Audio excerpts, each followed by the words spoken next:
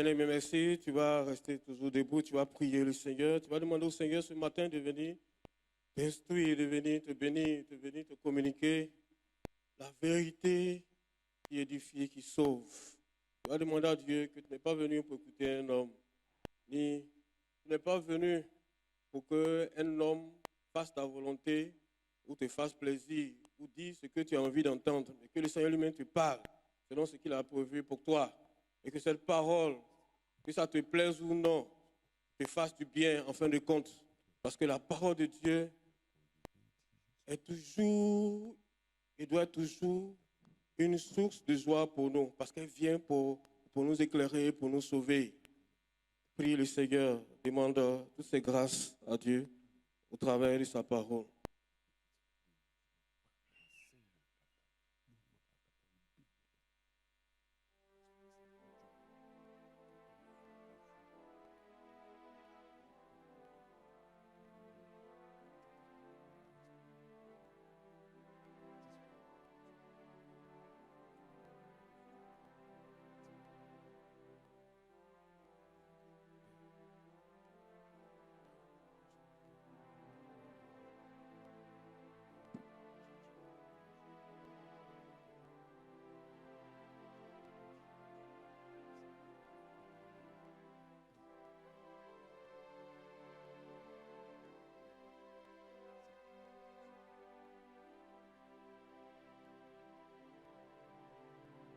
Seigneur, merci pour nos vies, merci pour ce moment.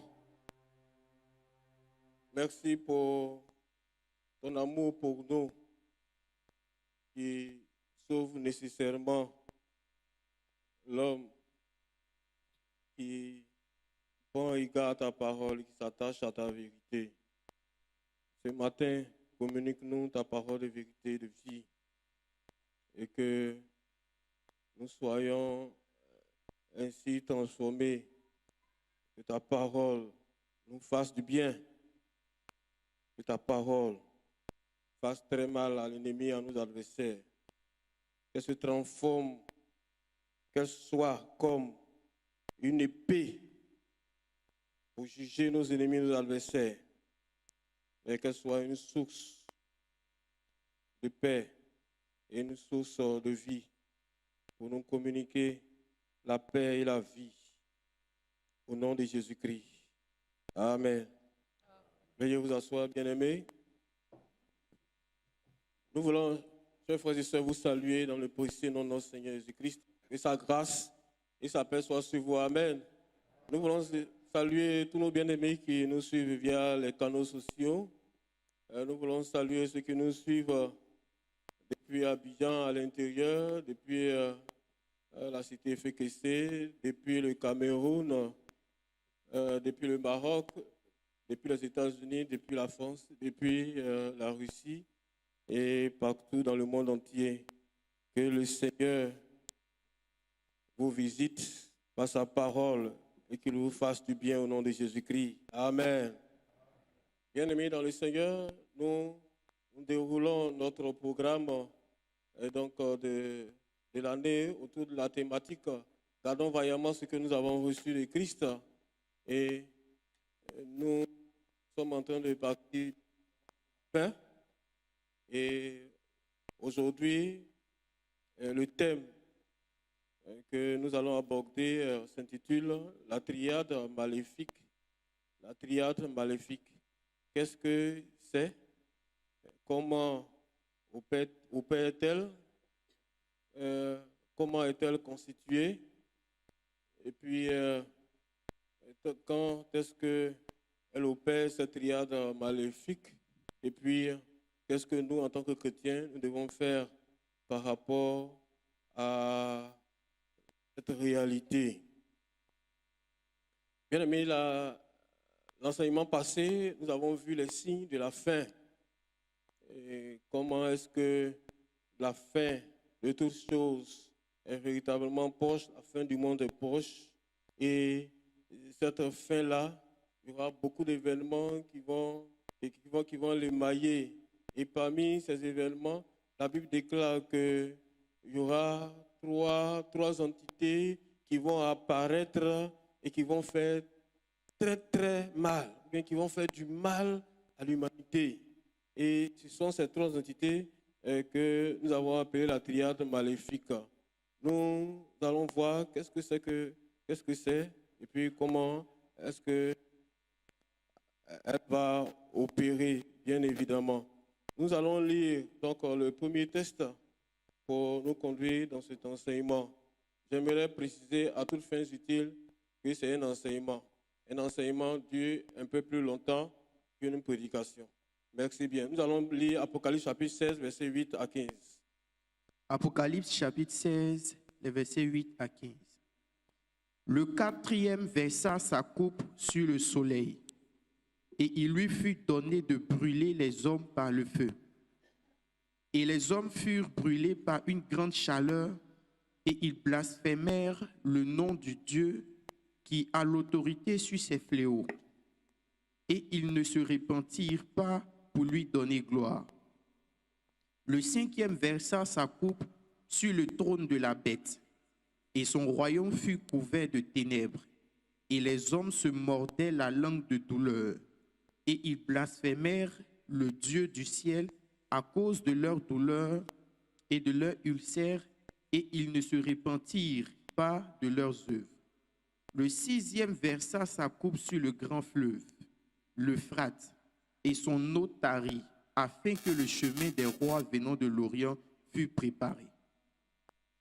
Et je vis sortir de la bouche du dragon et de la bouche de la bête et de la bouche du faux prophète 3 esprits impurs, semblables à des grenouilles. Car ce sont des esprits de démons qui font des prodiges et qui vont vers les rois de toute la terre afin de les rassembler pour le combat du grand jour du Dieu Tout-Puissant. Voici, je viens comme un voleur. Heureux celui qui garde ses vêtements afin qu'il ne marche pas nu et qu'on ne voit pas sa honte. Le texte que nous avons entendu des choses bizarres et à la limite, ça nous ferait interpréter parce que Dieu nous aime et il veut notre bien. Il ne veut pas nous terroriser, c'est pas un terroriste, ni un djihadiste. Et la Bible raconte, parce que l'Apocalypse, c'est la révélation. Et le Seigneur est en train de montrer à Jean ce qui s'est passé dans le temps, ce qui est en train de se passer et ce qui va se passer. Lorsque vous lisez Apocalypse 1, c'est ça, les premiers versets. Et j'aimerais rappeler à toutes fins utiles et tous ceux qui ont fait ou bien qui ont passé un peu de temps dans l'occultisme, dans le mysticisme, peuvent l'attester. Dans le monde spirituel, l'espace-temps est une réalité autre que celle que nous vivons. Ce n'est pas du tout la même chose. Voilà, et c'est pour cela que la réalité de Dieu est une réalité d'éternité et non pas une réalité temporelle.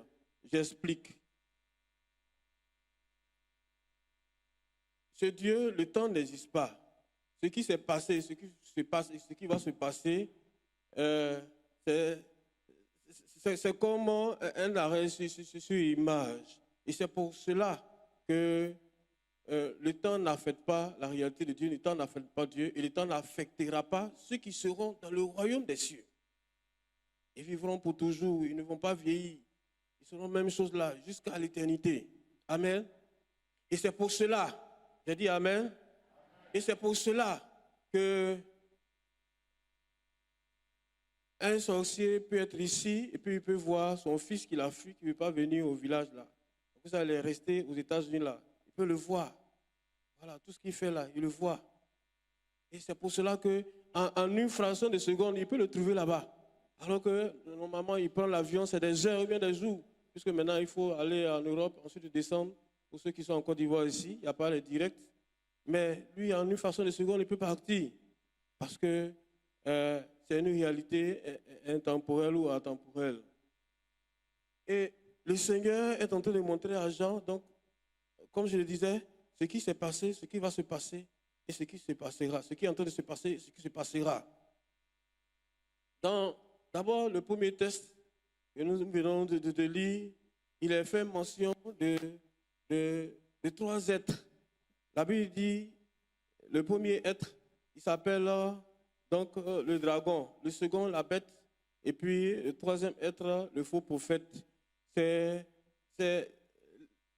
l'ensemble de ces trois bêtes que nous avons appelé la triade maléfique. Une triade, c'est un ensemble de trois éléments. Ça peut être des personnes, ça peut être des choses, ça peut être des divinités qui sont étroitement liées.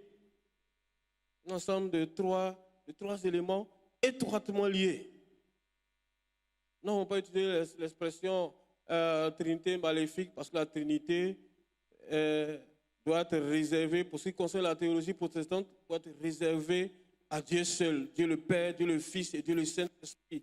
Là encore, je voudrais dire que Satan est un piètre imitateur de Dieu, de tout ce que Dieu est, de tout ce que Dieu fait. D'abord, dans la personnalité de Dieu, dans l'agir de Dieu et dans la projection de Dieu. Satan, donc, s'est constitué une équipe de trois entités pour pouvoir nuire à l'humanité. Et la Bible déclare que de la bouche, donc, bon, on dit gueule parce que ce sont bien évidemment, ces trois êtres-là se sont présentés ou bien sont présentés sous la forme bestiale, c'est-à-dire sous la forme d'animaux. Et donc la Bible déclare que de leur bouche ou bien de leur gueule sortent donc des grenouilles. Sortent des grenouilles. Nous allons revenir tout à l'heure sur la symbolique des grenouilles lorsque nous allons parler de leurs activités dans ce monde-là. Nous allons pouvoir évoluer donc, par rapport à cela. Donc la triade, c'est ça. Et lorsque nous parlons de la triade maléfique, ce sont des êtres du mal. Des êtres qui vont faire du mal, ou qui sont en train de faire du mal à l'humanité. Nous allons lire le texte de l'Apocalypse, chapitre 12, versets 1 à 12. Nous allons voir les trois composantes de la triade maléfique. La première composante, donc, nous allons voir dans l'Apocalypse, chapitre 12, versets 1 à 12. Apocalypse, chapitre 12, les versets 1 à 12. Un grand signe parut dans le ciel. Une femme enveloppée du soleil, la lune sous ses pieds et une couronne de 12 étoiles sur sa tête. Elle était enceinte et elle criait, étant en travail et dans les douleurs de l'enfantement. Un autre signe parut encore dans le ciel. Et voici, c'était un grand dragon rouge, ayant 7 têtes et 10 cornes, et sur ses têtes 7 diadèmes. Sa queue entraînait le tiers des étoiles du ciel et les jetait sur la terre. Le dragon se tint devant la femme qui allait enfanter, afin de dévorer son enfant lorsqu'elle aurait enfanté. Elle enfanta un fils qui doit paître toutes les nations avec une verge de fer. Et son enfant fut enlevé vers Dieu et vers son trône. Et la femme s'enfuit dans le désert où elle avait un lieu préparé par Dieu, afin qu'elle y fût nourrie pendant 1260 jours. Et il y eut guerre dans le ciel. Michel et ses anges combattirent contre le dragon. Et le dragon et ses anges combattirent, mais ils ne furent pas les plus forts. Et leur place ne fut plus trouvée dans le ciel. Et il fut précipité le grand dragon, le serpent ancien, appelé le diable et Satan, celui qui séduisit toute la terre. Il fut précipité sur la terre et ses anges furent précipités avec lui. Et j'entendis dans le ciel une voix forte qui disait, « Maintenant, le salut est arrivé et la puissance et le règne de notre Dieu et l'autorité de son Christ. Car il a été précipité l'accusateur de nos frères, celui qui les accusait devant notre Dieu jour et nuit. Ils l'ont vaincu à cause du sang de l'agneau et à cause de la parole de leur témoignage. et ils n'ont pas aimé leur vie jusqu'à craindre la mort. C'est pourquoi réjouissez-vous, cieux, et vous qui habitez dans les cieux. Malheur à la terre et à la mer, car le diable est descendu vers vous, animé d'une grande colère, sachant qu'il a peu de temps. Amen. Amen. Donc, si vous avez bien lu, vous avez bien écouté, l'identité du dragon est révélée. La Bible déclare que son autre nom, ou bien ses autres noms, c'est le serpent ancien. C'est qui encore? C'est qui encore? L'accusateur des frères. Voilà, c'est le diable. Ça va? Donc, le dragon n'est rien d'autre que le diable. Et on lui donne le nom par rapport à ses activités, par rapport à ses fonctions. On l'appelle l'accusateur parce que Satan se tient constamment devant Dieu pour accuser les frères et sœurs. Constamment devant Dieu pour accuser les frères et sœurs. Donc c'est pour cela qu'il faut, en tant que chrétien, nous devons faire très attention.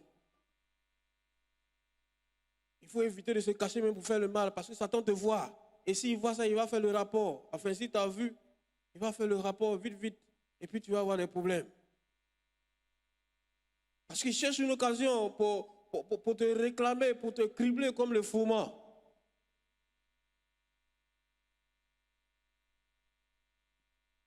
Et nous avons donc la première composante de la triade maléfique qui est le dragon. Et si vous avez bien lu, la Bible déclare que ce dragon-là, lors de sa chute, il a entraîné un tiers des étoiles. Et la Bible parle par la suite donc de tes anges. C'est-à-dire que quand Satan a été précipité sur la terre, il a entraîné un tiers des anges qui sont devenus bien évidemment des démons. Il les a entraînés sur la terre. Et enfin, il les a entraînés plutôt hors du royaume des cieux. Et ils sont devenus des démons qui sont à ce service. Lucifer lui-même est devenu Satan, ou le diable, ou l'adversaire, ou l'accusateur, etc., etc. Ça, ce sont les premières réalités. C'est l'identité donc du premier dragon. Du dragon, la première entité de la triade maléfique. La seconde entité, nous allons le voir dans Apocalypse chapitre 13, verset 1 à 8. Apocalypse chapitre 13, le verset 1 à 8. Puis je vis monter de la mer une bête qui avait 10 cornes et 7 têtes. Et sur ses cornes 10 diadèmes, et sur ses têtes des noms de blasphème. La bête que je vis était semblable à un léopard.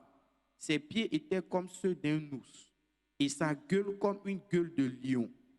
Le dragon lui donna sa puissance et son trône et une grande autorité. Et je vis l'une de ses têtes comme blessée à mort, mais sa blessure mortelle fut guérie.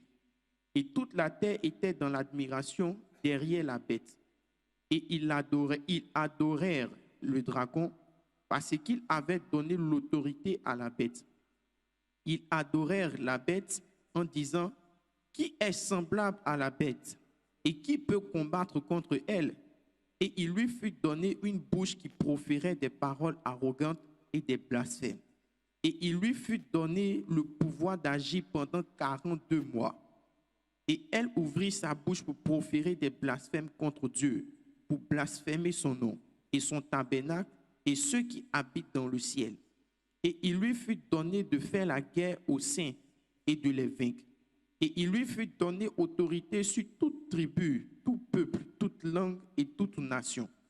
Et tous les habitants de la terre l'adoreront, ceux dont le nom n'a pas été écrit dès la fondation du monde dans le livre de vie de l'agneau qui a été immolé. Amen. Amen. Donc, voici l'identité, sinon l'identification de la première bête. C'est donc une bête qui sort de la terre ou de l'abîme. Et cette bête-là exerce l'autorité, sinon le pouvoir politique. Cette bête-là va se charger donc de réunir le monde entier sous une seule entité politique.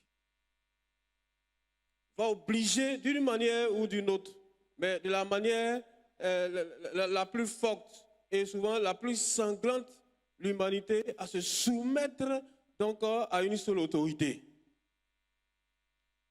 Au service, bien entendu, du dragon, qui est le diable.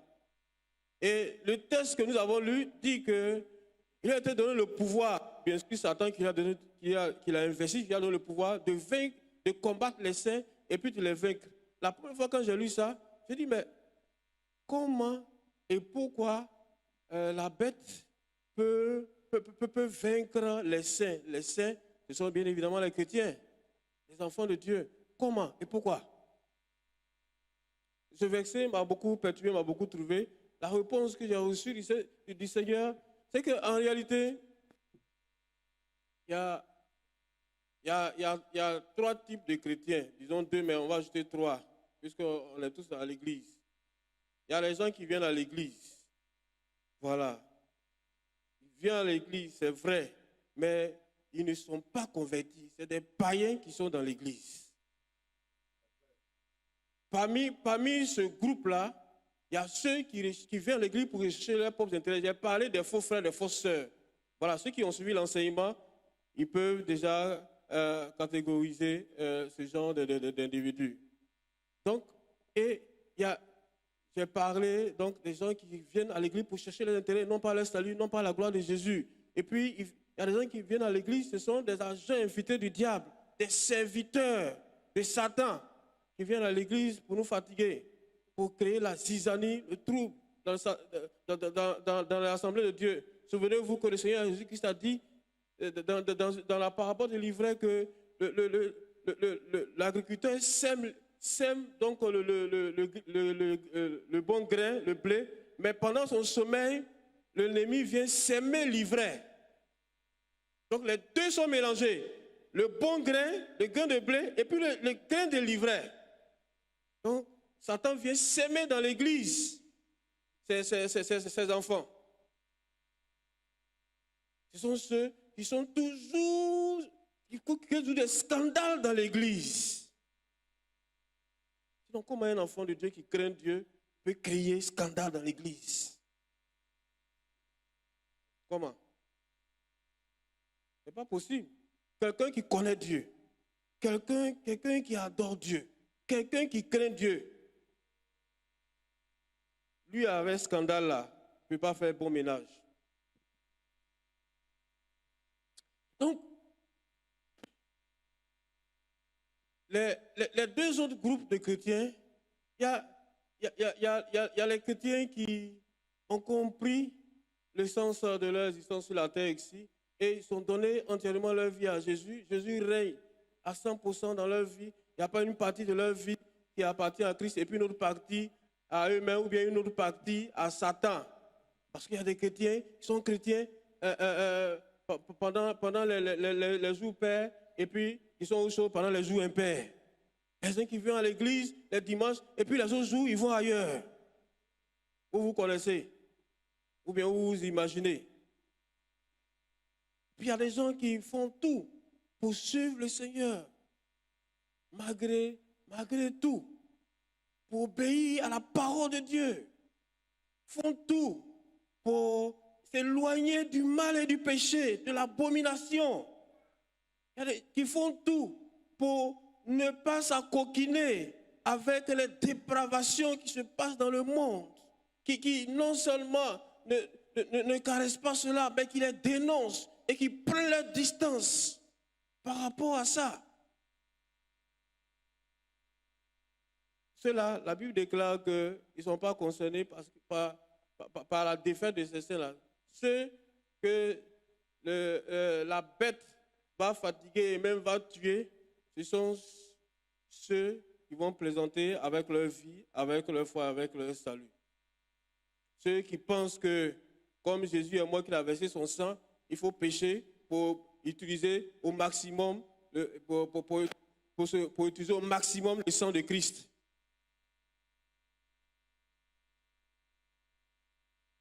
Ceux qui pensent que, comme Jésus a pardonné tous les péchés, alors il faut se livrer au mal et à l'abomination. Dans tous les cas, Christ va nous pardonner.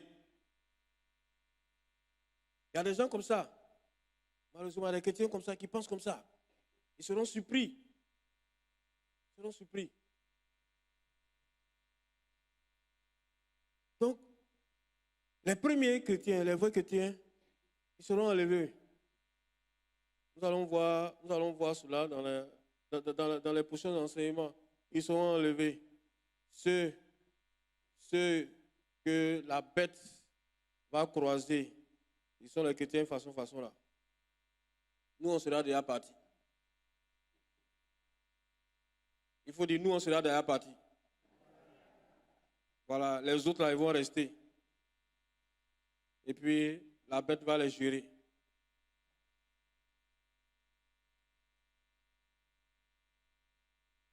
Donc, la bête va concentrer, en fait, est le symbole du pouvoir politique. Nous allons voir un peu plus loin et un peu plus tard, concrètement, qu'est-ce que la bête va faire. Mais nous allons avancer pour procéder à l'identité de la troisième bête ou du faux prophète. Nous allons lire Apocalypse chapitre 13, versets 11 à 18. Apocalypse chapitre 13, les versets 11 à 18. 11 à 18, hein, c'est ça. Allons-y.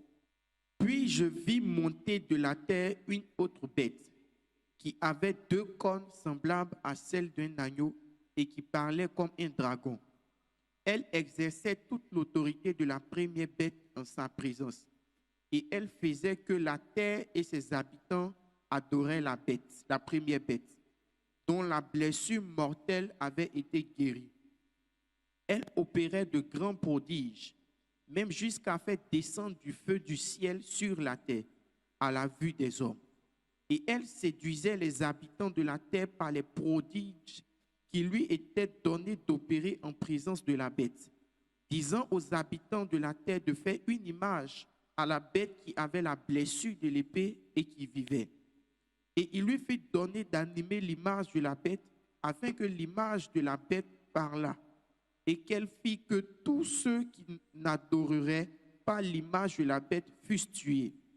Et elle fit que tous, petits et grands, riches et pauvres, libres et esclaves, reçussent une marque sur leur main droite ou sur leur front, et que personne ne put acheter ni vendre sans avoir la marque, le nom de la bête ou le nombre de son nom. C'est ici la sagesse. Que celui qui a de l'intelligence calcule le nombre de la bête, car c'est un nombre d'hommes, et son nombre est 666. Amen. Amen. Voici l'identité, sinon la description de la deuxième bête qui est le faux prophète. Il sort de la mer. Et en fait, il symbolise, sinon elle symbolise le pouvoir religieux. Le monde entier sera donc sous la domination politique de la bête qui monte de la terre et sous la domination religieuse de la bête qui monte de la mer.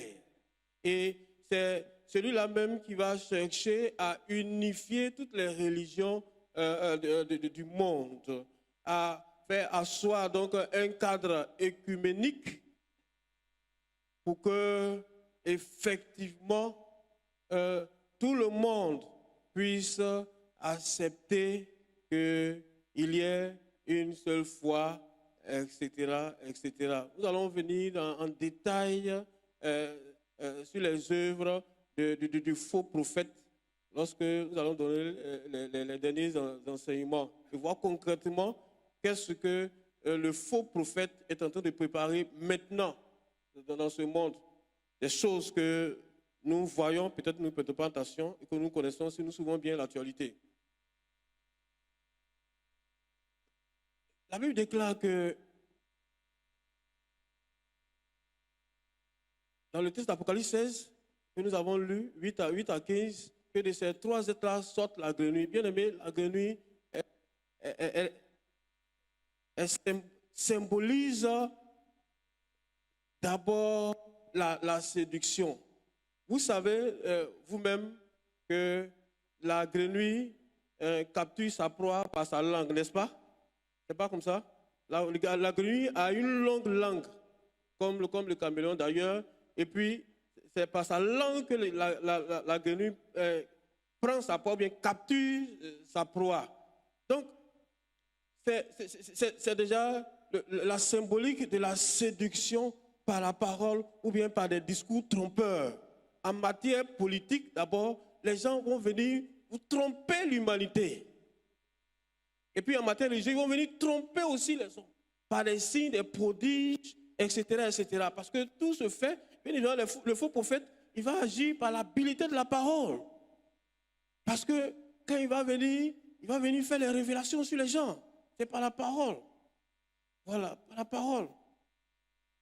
Quel que soit le parler en langue, quelle que soit la prophétie, c'est l'ensemble du don de la parole. Ils font partie du groupe du don de la parole. Donc, par la parole, ils vont séduire et capturer, ils vont séduire, captiver, capturer les hommes. Ils vont les mentir, ils vont les blaguer. Et puis ensuite, ils vont leur faire du mal. Par la suite. Dans la mythologie antique, la grenouille représente la magie ou les magiciens.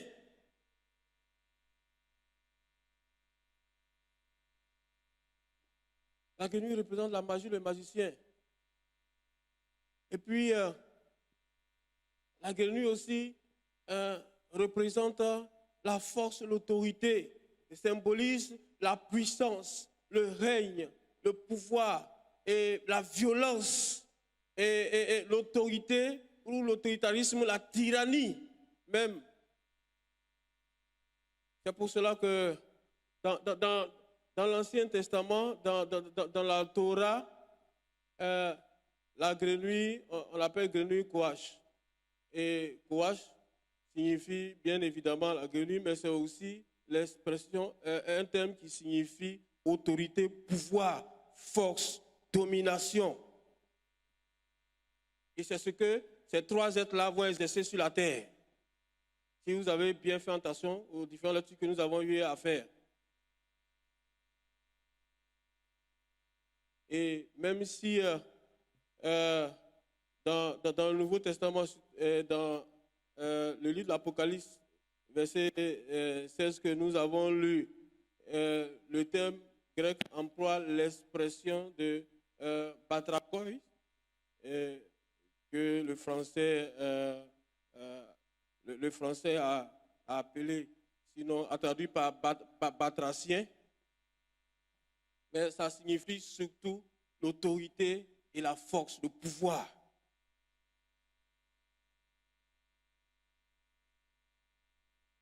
Donc, ces trois êtres-là sont caractérisés par ça, la violence, la tyrannie, la destruction.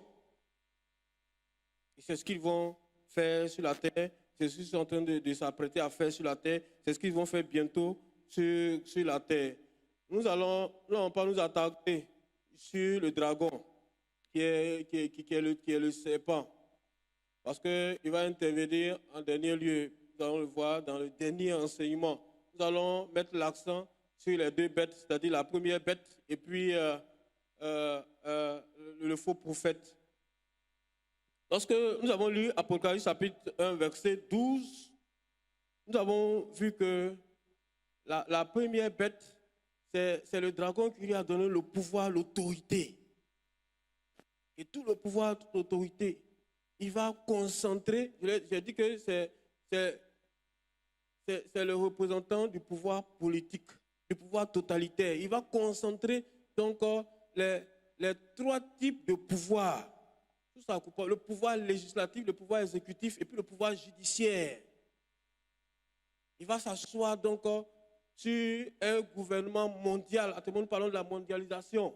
Un gouvernement mondial, il va prendre des lois, il va prendre des décrets, il va prendre des décisions, il va juger, condamner, il va prendre des mesures pour exécuter. Il va renforcer donc le pouvoir de la police, de l'armée sur les habitants de la terre. il va prendre aussi, il va mettre en œuvre, il est en train de mettre en œuvre d'ailleurs toute la stratégie pour contrôler les pensées, au travers donc des médias. Vous savez que de nos jours, les médias, c'est ce que les gens veulent nous faire croire, c'est ça qu'ils nous montrent. Ils conditionnent nos pensées, ils influencent nos pensées. Et c'est ce qui se passe, bien aimé. Je mets en doute toutes les presses qui se disent libres. Parce qu'en réalité, quelqu'un qui prend son argent et qui crée donc la télévision, qui crée la radio, c'est ce qu'il veut là, c'est ça que tu vas faire. Si tu ne fais pas, il va te boire. Si je vais, ou bien, moi j'ai créé ma radio, j'ai créé ma télévision, j'ai une ligne éditorialiste. Que tu dois se dire, je ne suis pas là, tu t'en vas chez tes parents, que tu t'en vas au village. Donc c'est ce que les grands maillards de la presse veulent. C'est ça, les pauvres journalistes font. Vous qui avez les parents journalistes, approchez un peu de vous allez voir comment des fois les gens mettent les bics pour barrer tout ce qu'ils écrivent et puis pour laisser ce qui arrange le patron. Vous pouvez même pour ôter cela. Sinon, comment comprendre que les gens mentent, des journalistes mentent, trafiquent l'information? Comment comprendre ça? Sur tous les cieux, ce n'est pas seulement ici chez nous les Africains, même les Blancs sont devenus des grands menteurs, des grands manipulateurs.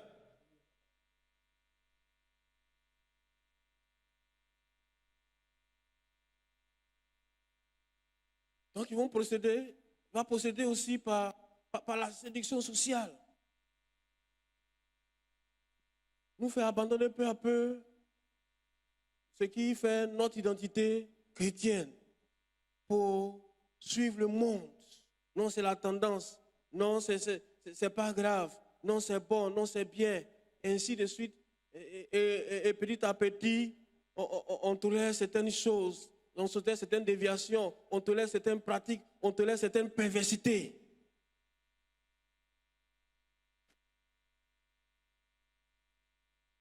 Ils vont produire. Il va venir comme le sauveur du monde, comme la solution des problèmes de l'humanité. Or, en amont, il va créer d'abord le chaos. Vous savez, la théorie du chaos, lisez beaucoup plus, bien aimé. C'est bon d'aller de lire, bien d'aller à l'école pour les jeunes, bien de lire pour ceux qui savent déjà lire, de vous instruire. Il y a des grands théoriciens qui disent que pour qu'il y ait l'ordre, il faut d'abord qu'il y ait le chaos. Le chaos précède l'ordre. Donc, pour que les gens arrangent bien les choses, il faut créer le désordre. Et que d'ailleurs, l'humanité ou bien l'univers possède du chaos. Voilà, parce qu'au départ, c'était le tohu-bohu, mais le tohu-wabohu, c'était le chaos. Il a fallu qu'il y ait le Big Bang pour que les choses s'organisent par le fait du hasard, d'autres qui croient un peu par le fait d'un Dieu démiurge.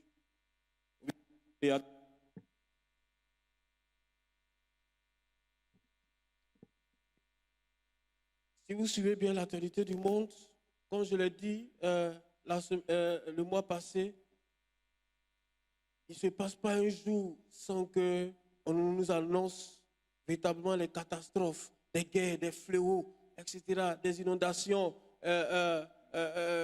comment on l'appelle, des catastrophes au niveau des intempéries, etc., la famine, les inondations, les tempêtes. Mais c'est surtout le chaos social que l'ennemi est en train de mettre en place. Et puis quand ça va bien prendre, il va venir. Et puis, parce qu'il faut qu'on mette de l'ordre, il va venir proposer sa solution. Il va régner d'une main de fer, imposer donc aux hommes certaines situations, prendre des mesures, etc., etc. Et puis régner et préparer le lit donc, du dragon qui va venir en dernier lieu. Il est facile, bien aimé, de sentir venir la bête qui monte de la terre. Il y a beaucoup de choses qui se passent dans le monde. Certaines choses qui relèvent de la fiction, mais d'autres choses qui relèvent de la réalité. Ne nous y trompons pas, bien-aimés. Le monde est sous l'emprise du diable. Et le diable est en train de faire tout pour que nous soyons sous son contrôle, le monde entier soit sous son contrôle, du moins la chrétienté soit sous son contrôle, détruit et anéanti. Et l'une des plus grandes stratégies de l'ennemi, comme je l'ai dit, c'est de faire venir les fléaux sur l'humanité et de proposer des solutions. Et de nous imposer ainsi des restrictions à la liberté, restrictions au droit de penser, etc., etc. Lorsque nous allons parler de la marque de la bête, nous allons donner plus de détails. Mais comment comprendre, bien-aimé? Comment comprendre de vous à moi, avec votre bon sens?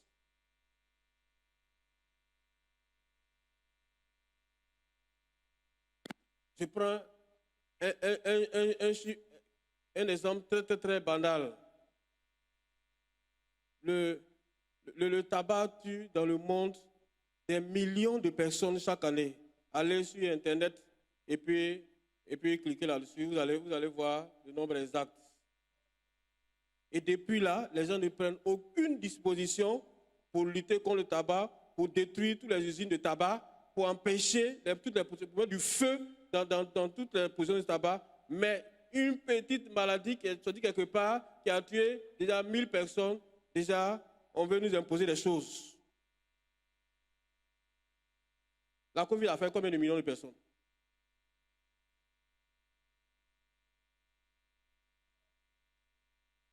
La Covid a fait combien de millions de personnes?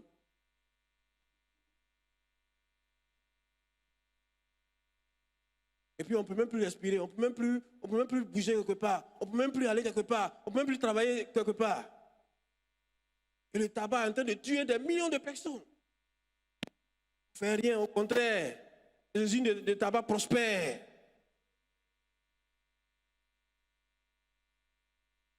Nous allons revenir sur certaines choses la prochaine fois, puisque ce sera l'objet de notre enseignement. Nous allons approfondir ces choses. Nous allons voir les œuvres du faux prophète. Lorsque nous avons lu Apocalypse chapitre 13, versets 8 à 18, prenez peut-être vos textes, vos Bibles. La Bible décrit donc le faux prophète. La Bible dit qu'il ressemble à un agneau, mais il parle comme un dragon.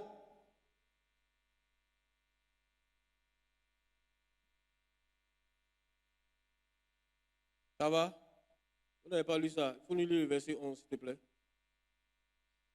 Puis je vis monter de la terre une autre bête qui avait 2 cornes semblables à celles d'un agneau et qui parlait comme un dragon. Amen. Amen. D'abord, je vais faire remarquer 2 choses. Un agneau n'a pas de corne, mais lui, il a corne. Ça, c'est pas grave. Mais l'agneau symbolise la douceur, la soumission, l'obéissance. C'est pourquoi Christ est identifié à l'agneau, comme un brebis qu'on amène véritablement à la boucherie, sans ouvrir la bouche, sans parler. Quand tu prends l'agneau pour aller le tuer, il dit, oh, bon maître, doux maître, merveilleux maître, tu m'envoies à la boucherie, que Dieu te bénisse. C'est comme ça l'agneau, il est doux, il est tendre. Mais la Bible dit que sa bouche là, il parle comme un dragon.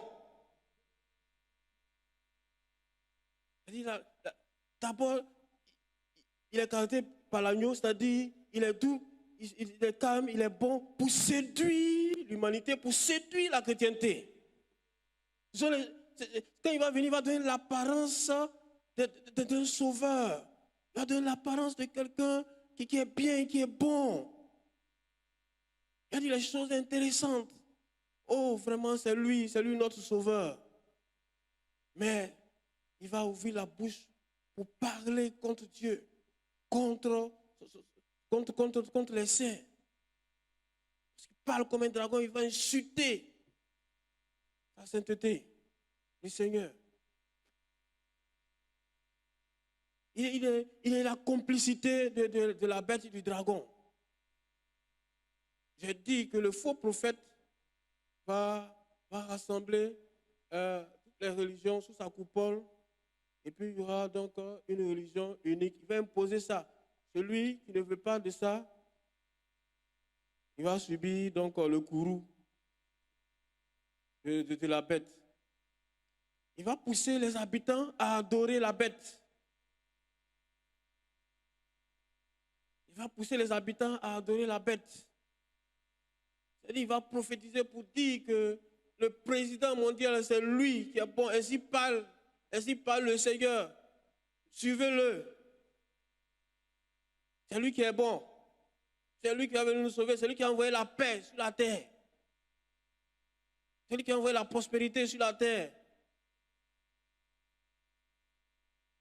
Il va séduire les habitants de la terre par les signes et les prodiges.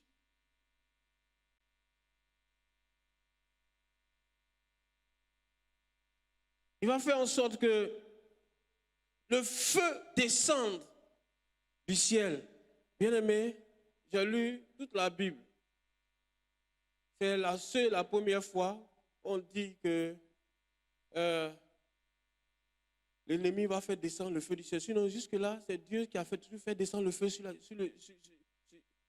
la terre, soit pour consumer le sacrifice d'Abraham, soit pour consumer le sacrifice d'Élie, soit pour consumer tout ce qui était venu emmerder Élie pour l'attraper, etc., etc. Mais la Bible dit que dans les derniers temps, le feu va descendre sur la terre. Le feu du ciel, les gens vont voir, vont dire, ah, vraiment, c'est lui. C'est vraiment le vrai prophète. Il fait des miracles. Suivons-le. Croyons en lui. Les abonnés au miracle, vous êtes avertis.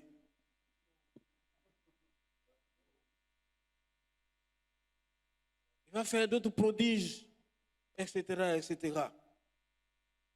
Il va obliger les gens à recevoir la marque de la bête. On a dit le nombre, c'est le signe 666. Nous allons voir aussi dans les détails, dans nos prochains enseignements. Bien-aimés, ces choses sont en train de se positionner. Ces choses sont en train de se positionner. Nous allons voir dans les détails plus tard. Mais vous savez, comme je l'ai dit, Satan crée le chaos pour tromper les gens, pour organiser l'ordre. Enfin, de séduire les gens et les prendre à leur propre piège. Bien-aimés, qu'est-ce qu'il y a de mal dans le fait qu'on va pucer les gens? Qu'est-ce qu'il y a de mal dans le fait qu'on va traquer les gens ou bien on va tracer les gens? On le fait avec nos voitures. De sorte que si quelqu'un a volé ta voiture, net, tu actives la société qui est chargée donc de traquer, et puis on retrouve ta voiture, et puis tu récupères ta voiture rapidement. C'est pas bon. C'est pas bon ça. C'est pas bon ça. Tous les présidents, les présidents des pays qui se respectent ont déjà ce système-là. Ils ont tellement peur avec ce monde-là qui va à la dérive, on ne sait pas c'est quel fou qui peut venir enlever, kidnapper un président. Et bien aimé, bientôt on va populariser ça. Est-ce que ce n'est pas bon de mettre un puce sur mon enfant, dans ce monde où on enlève, on kidnappe rapidement les enfants, pour que si quelqu'un s'est amusé à l'enlever là, on le retrouve facilement, et puis mon enfant soit sauvé? C'est pas bon ça? Ah, c'est bon, mais c'est le début. C'est le début. Satan, il réfléchit. Peut-être que nous, les chrétiens, on ne réfléchit pas. Il réfléchit. Et il fait ces choses par étapes. Et bientôt, donc, il va asseoir tout son arsenal pour séduire donc l'humanité tout entière et pour avoir une mainmise et une emprise sur la vie des hommes. Le monde entier va à sa fin, selon ce que la Bible même dit dans le livre d'Apocalypse que nous sommes en train d'exploiter. Comment nous allons faire pour échapper à cette emprise? Bien aimé, nous allons lire deux textes qui vont servir de conclusion. Nous allons lire d'abord Matthieu 24, 15 et puis 2 Thessaloniciens. Nous allons lire d'abord 2 Thessaloniciens chapitre 2, versets 1 à 12 et puis ensuite Matthieu 24, 15. 2 Thessaloniciens chapitre 2, les versets 1 à 12. Pour ce qui concerne l'avènement de notre Seigneur Jésus-Christ et notre réunion avec lui, nous vous prions, frères, de ne pas vous laisser facilement ébranler dans votre bon sens et de ne pas vous laisser troubler, soit par quelques inspirations, soit par quelques paroles ou par quelques lettres qu'on dirait venues de nous, comme si le jour du Seigneur était déjà là. Que personne ne vous séduise d'aucune manière, car il faut que l'apostasie soit arrivée auparavant et qu'on ait vu paraître l'homme du péché, le fils de la perdition, l'adversaire qui se lève au-dessus de tout ce qu'on appelle Dieu ou de ce qu'on adore, jusqu'à s'asseoir dans le temple de Dieu, se proclamant lui-même Dieu. Ne vous souvenez-vous pas que je vous disais ces choses lorsque j'étais encore chez vous? Et maintenant, vous savez ce qui le retient, afin qu'il ne paraisse qu'en son temps. Car le mystère de l'iniquité agit déjà. Il faut seulement que celui qui le retient encore ait disparu. Et alors paraîtra l'impie, que le Seigneur Jésus détruira par le souffle de sa bouche et qu'il anéantira par l'éclat de son avènement. L'apparition de cet impie se fera par la puissance de Satan, avec toutes sortes de miracles, de signes et de prodiges mensongers, et avec toutes les séductions de l'iniquité pour ceux qui périssent parce qu'ils n'ont pas reçu l'amour de la vérité pour être sauvés. Aussi, Dieu leur envoie une puissance d'égarement pour qu'ils croient aux mensonges, afin que tous ceux qui n'ont pas cru à la vérité, mais qui ont pris plaisir à l'injustice, soient condamnés. Amen. Amen. Lis-nous Matthieu 24, 15. Matthieu 24, 15. C'est pourquoi, lorsque vous verrez l'abomination de la désolation dont a parlé le prophète Daniel, établi en lieu saint, que celui qui lit fasse attention. Amen. Amen. Bien-aimés, c'est ce qui va se passer dans un temps proche. Parce qu'avant l'avènement, avant le retour de Seigneur Jésus-Christ, l'humanité sera dans un chaos indescriptible. Chaos, un désordre bien organisé, bien sûr, par Satan, pour pouvoir avoir les hommes, proposer ces solutions et mettre l'humanité sous sa coupole. La Bible dit que celui qui lit fasse présentation. La Bible dit que dans 2 Thessaloniciens chapitre 2 que nous avons lu, ceux qui n'ont pas accepté la vérité, ceux qui n'ont pas cru à la vérité, pour prendre leur disposition, pour faire ce qu'ils doivent faire, le Seigneur va leur envoyer une puissance également, une puissance de tromperie, afin qu'ils croient aux mensonges et qu'ils périssent. Donc, bien-aimés, si nous ne croyons pas à la vérité, si nous ne croyons pas à l'évangile, si nous ne croyons pas à la Bible, si nous ne croyons pas en Christ, il ne reste plus que le mensonge, il ne reste plus que Satan. Et c'est pour cela que nous voulons vous exhorter à vous attacher vraiment à la parole de Dieu. Tout ce que nous avons dit, ce n'est pas la première fois qu'un bon chrétien entend ces choses. Mais tu as entendu ces choses, tu dois aller chercher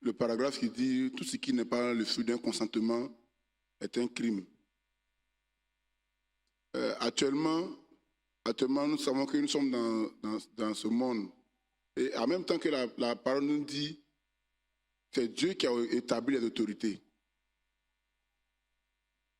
On nous parle de Covid, le test de Covid. Pour le faire, si tu n'as pas fait le test, tu ne peux pas voyager. Et le vaccin, du moins, tu ne peux pas voyager. Si tu n'as pas fait le vaccin, tu ne peux pas aussi avoir accès à certains endroits. Si tu n'as pas la carte CMU, tu ne peux pas avoir accès à certains services. Ça devient maintenant, oh moi je refuse cela. En même temps que je refuse, je me vois en contradiction avec la parole qui dit obéissez aux autorités. Donc je veux que le pasteur m'explique un peu cette partie-là. Merci. Merci bien. Je réponds rapidement. Ça, ce n'est pas une préoccupation. Voilà, Dieu établit les autorités pour le bien de la société, pour mettre l'ordre et la discipline. Et il y a des autorités qui prennent des décisions, qui font des lois pour organiser la société. Voilà, c'est très important. Voilà, les députés ont voté une loi pour dire que maintenant, on doit souscrire à la CMU pour notre propre santé, pour qu'on se soigne à moindre coût. Ce n'est pas un péché. Et ce n'est pas donc une porte ouverte pour aller en enfer que de payer la CMU. Si tu ne payes pas, tu ne bénéficies pas de certaines choses. Ça, ce n'est pas ce qui est grave. Voilà. Ce qui est grave, c'est que bientôt, désormais, tu ne pourras pas acheter ni vendre et même prendre un service ou bien utiliser un service public sans avoir la marque de la bête, sans avoir été, comment on appelle, marqué ou bien identifié. C'est ça qui est grave. Voilà. Sinon, là, c'est une bonne chose, c'est pour ta santé. Maintenant, si tu ne veux pas que tu vas aller prendre les feuilles pour te soigner, bon, tant mieux, c'est pas grave. Voilà, tu comprends. Voilà, mais il faut te sentir libre. Et puis tu subis les conséquences, parce qu'il y a toujours des conséquences. La liberté, c'est ça. La liberté induit le fait d'assumer les responsabilités de ses actes. On ne peut pas condamner un fou, parce qu'il n'est pas responsable de ses actes. Voilà, mais quand tu es conscient et quand tu exerces ta liberté, tu es responsable des actes que tu poses. Et on te jugera, on te condamnera par rapport à ça. Donc tu assumes. Si tu ne veux pas payer ta CMU, tu n'auras pas accès aux soins. Et dans tous les cas, ça doit pouvoir t'enseigner pour dire que bientôt, si tu n'as pas la puce, tu ne pourras pas manger et vendre, tu vas mourir de faim. Donc il faut te préparer déjà, il faut faire l'entraînement. C'est bon, ça va? Voilà. En fait, comme nous l'avons dit, le monde entier est en train d'aller vers ce que la Bible a dit, ce que le Seigneur a prédit. Nous devons nous préparer à ça. Voilà. C'est pour cela que si tu n'es pas fidèle dans les petites choses, tu ne pourras pas l'être dans les grandes choses. Ça va? Est-ce que moi, par exemple, moi c'est ma manière de concevoir les choses. Si je ne voyage pas, est-ce que je vais aller en enfer? Je vous pose la question. Enfin, je me pose la question. Non, je ne vais pas en enfer si je ne voyage pas. Alors, c'est un choix.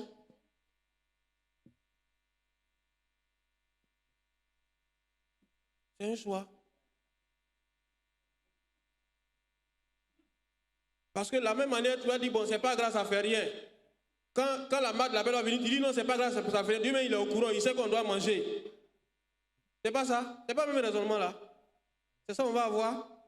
Et puis, tu vas accepter de prendre la marque de la bête pour manger. Parce que tu ne vas pas mourir de faim.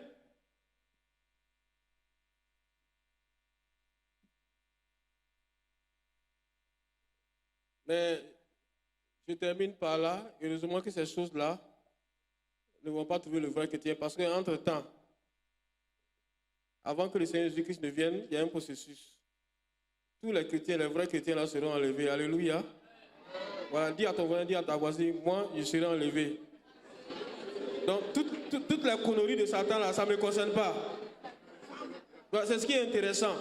Voilà, Christ va enlever son église.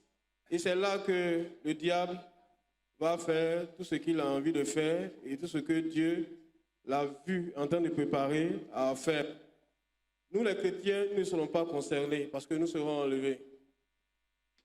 Et puis le Seigneur va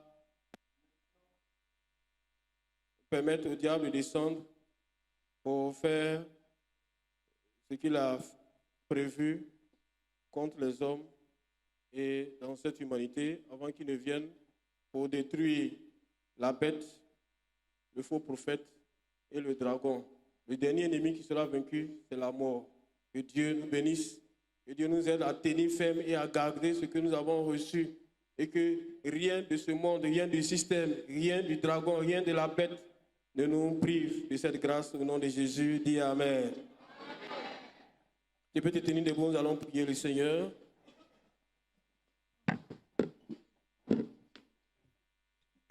Tu vas prier le Seigneur tout simplement pour deux sujets.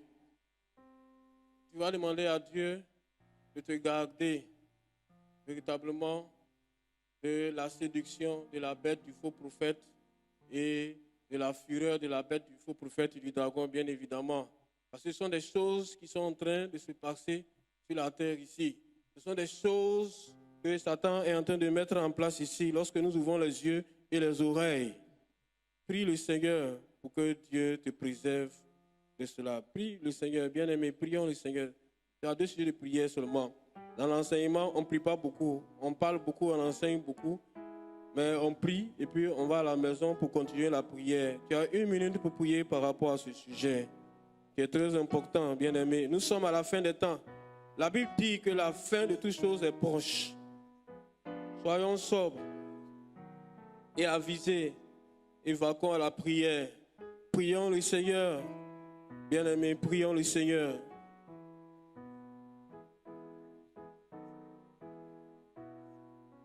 Prions le Seigneur, bien-aimés. Prions le Seigneur. Demandons la grâce de Dieu. Demandons la grâce de Dieu, bien-aimés. Demandons la grâce de Dieu. Bien-aimés, demandons la grâce de Dieu. Bien-aimés, demandons la grâce de Dieu. Ne soyons pas effrayés, ne soyons pas apeurés, bien-aimés. Ces choses vont arriver. Mais si tu persévères jusqu'à la fin, tu seras épargné. Deuxième sujet de prière. Deuxième et dernier sujet de prière. Bien-aimé, tu vas prier. Moi, je fais cette prière à Dieu. Seigneur, avant que ces choses n'arrivent, il faut m'enlever de la terre. Il faut me tuer, si vous voulez. Voilà. Bien-aimé, c'est pas parce que tu as passé 100 ans sur la terre ici que tu es l'homme le plus heureux. Non, l'homme le plus heureux, c'est l'homme qui va partir au paradis. Ce n'est pas l'homme qui va passer 200 ans sur la terre ici. Bien-aimé, même si quelqu'un a passé 10 ans sur la terre et puis il va au paradis, il est mieux que celui qui a passé 200 ans sur la terre et puis aller en enfer. Il est mieux. Ce n'est pas le nombre d'années sur la terre qui est important. Voilà, c'est l'éternité qui est importante. Bien-aimé, c'est pourquoi tu vas prier le Seigneur. Pour que même si il faut que Dieu t'enlève, ou bien s'il faut que Dieu te tue, il n'a qu'à te tuer, mais il ne faut pas que Satan va te tuer. Il ne faut pas que le dragon va te tuer. Voilà, il faut que Dieu t'enlève de cela. Avant que la bête ne vienne, avant que le faux prophète ne vienne, dis à Dieu vraiment de te prendre pour être auprès de lui. Parce que c'est ce qu'il y a de meilleur à faire pour toi. C'est ce qu'il y a de meilleur pour toi d'ailleurs. Parce que tu n'es pas sur la terre ici pour passer de tenter sur la terre ici. Tu es sur la terre ici, tu es de passage, tu es en voyage, tu es en transit, tu es pèlerin, tu es étranger. Prie le Seigneur, demande à Dieu de faire tout pour t'éviter véritablement les œuvres que l'ennemi va faire venir sur la terre ici. Seigneur, nous te disons infiniment merci, notre Dieu et notre Père. Nous te rendons toute la gloire, Seigneur Dieu des armées, pour tout ce que tu fais, Seigneur, pour nous. Tu nous avertis sur ces choses, Seigneur Dieu des armées. Garde-nous, Seigneur Dieu Tout-Puissant. Accorde-nous, Seigneur, ta bénédiction. Accorde-nous, Seigneur Dieu, ta paix. Accorde-nous ta sécurité. Fais en sorte que nous fassions toujours le bon choix. Le choix pour notre salut, le choix pour notre vie, le choix pour notre intégrité spirituelle, notre Dieu, notre Père. Et que jamais nous ne bradions, Seigneur Dieu des armées, notre salut, notre place auprès de toi, par des considérations humaines, par des considérations charnelles, par des considérations mondaines, par des considérations existentielles. Seigneur, nos vies sont entre tes mains, sauve-nous, notre Dieu, notre Père, épargne-nous, Seigneur, de ce qui vient bientôt sur la terre pour frapper les hommes. Et qu'à toi seul soit toute la gloire au nom de Jésus. Dis Amen avec moi.